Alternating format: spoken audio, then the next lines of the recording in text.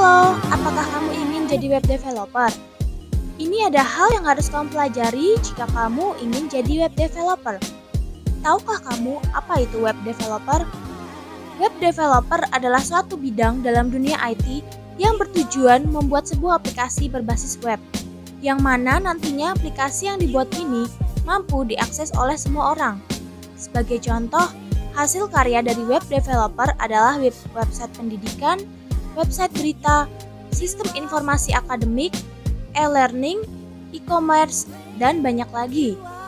Tugas dari web developer adalah membuat dan mengelola sebuah web dan juga melakukan pemeliharaan terhadap web tersebut dan juga melakukan pengembangan sesuai yang dibutuhkan.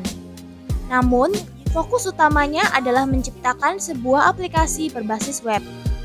Apabila kamu ingin menjadi seorang web developer, lalu apa aja nih yang harus kamu pelajari? Berikut adalah hal yang harus kamu kuasai. Sebelum saya melanjutkan, pastikan kamu sudah subscribe channel ini agar kamu bisa melihat video seperti ini selanjutnya. Yang pertama, menguasai HTML, CSS, dan JavaScript. Hypertext Markup Language atau dikenal dengan HTML merupakan bahasa skrip yang fungsinya adalah membangun atau menyusun struktur dalam sebuah website. HTML sering digunakan dalam front-end. Cascading Style Sheets atau bisa dikenal dengan CSS merupakan pelengkap dari HTML. CSS ini bertujuan untuk mempercantik halaman web sehingga terlihat lebih menarik. Dengan adanya CSS, maka tampilan web akan lebih sempurna. JavaScript merupakan bahasa pemrograman yang harus dikuasai oleh semua web developer. Karena JavaScript bertujuan membuat sebuah website menjadi lebih hidup dan berfungsi.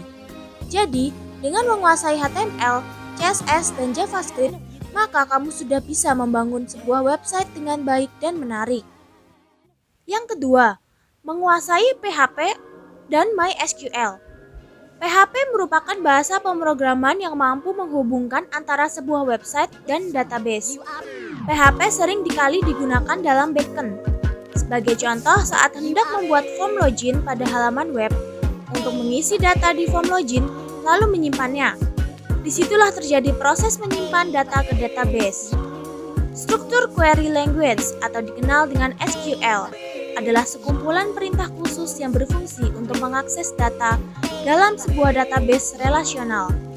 Dalam urusan menyimpan data, maka SQL merupakan teknologi yang bisa diandalkan. Dalam database SQL digunakan untuk mampu memfilter, menambahkan, menghapus, atau bahkan menggabungkan informasi. Sebenarnya ada banyak alternatif selain PHP dan MySQL. Namun, PHP dan MySQL adalah salah satu yang paling banyak digunakan di Indonesia. Nah, yang ketiga, menguasai framework. Pernah mendengar apa itu framework? Kamu tidak perlu bingung. Framework adalah sebuah kerangka kerja yang berfungsi untuk mempermudah para developer aplikasi dalam membuat dan mengembangkan aplikasi tersebut. Framework ini berisikan perintah dan fungsi dasar yang umum digunakan untuk bisa membangun sebuah aplikasi, sehingga aplikasi tersebut dapat dibuat dengan cepat dan rapi, sehingga terlihat menarik. Dalam dunia programming, istilah dari framework itu sendiri bukan hal yang baru, karena saat ini sudah banyak orang yang menggunakannya untuk membuat aplikasi berbasis web maupun aplikasi desktop. Framework ini diibaratkan sebagai komponen-komponen pada program yang bisa kita pakai kapan saja. Contoh framework berbasis web terdiri dari Laravel, Yi, CodeIgniter, dan lainnya. Framework ini disesuaikan dengan bahasa pemrograman yang kamu pakai. Dengan adanya framework, maka kamu tidak perlu membuat aplikasi dari awal. Kelebihan dari framework adalah mempunyai beberapa kumpulan library yang mencakup fungsi dasar. Adanya fungsi-fungsi itulah yang buat kamu bisa membuat website dengan mudah dan cepat. Baik, sekian untuk video kali ini. Apa aja yang udah kamu kuasai? Atau ada yang ingin kamu kuasai? Komentar di bawah ya. Dan jangan lupa subscribe dan klik loncengnya. Dadah!